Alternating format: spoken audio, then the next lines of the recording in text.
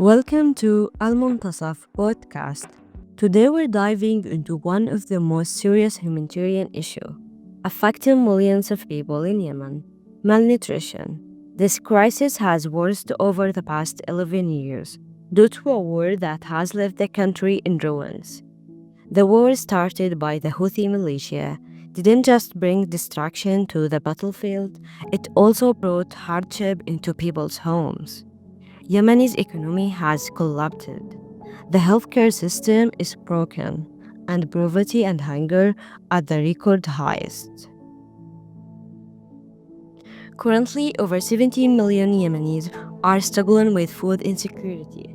This means they don't know where their next meal will come from. Even worse, about 2.2 million children under the age of 5 are suffering from severe malnutrition.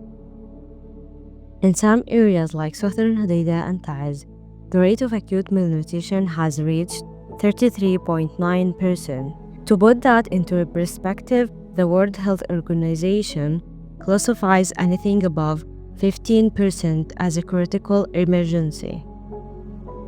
Families are forced to make tough choices every day as food becomes expensive and jobs harder to find.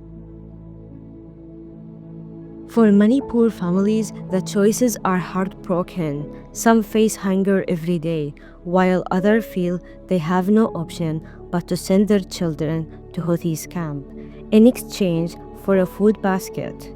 This basket barely covers their basic needs. It's a cruel system where people are forced to trade their children's safety for a survival. Meanwhile, certain groups profit from the war, while everyday people continue to suffer. Even though fighting has stopped on most front lines, the war isn't truly over. The economic crisis continues, and it's the Yemeni people who are paying the price. Unemployment is high, food prices are rising, the access to healthcare is limited. Without serious action from the international community, it's unlikely that Yemenis will see an end to their suffering anytime soon. For years, there have been peace talks and negotiations, but the progress is always slow. One of the biggest obstacles is that Houthis refuse to accept peace terms. This has left Yemen stuck in a no war and no peace situation. The battles on the front line may have stopped, but the humanitarian crisis is still very real. Every failed negotiations means more suffering for the Yemeni people.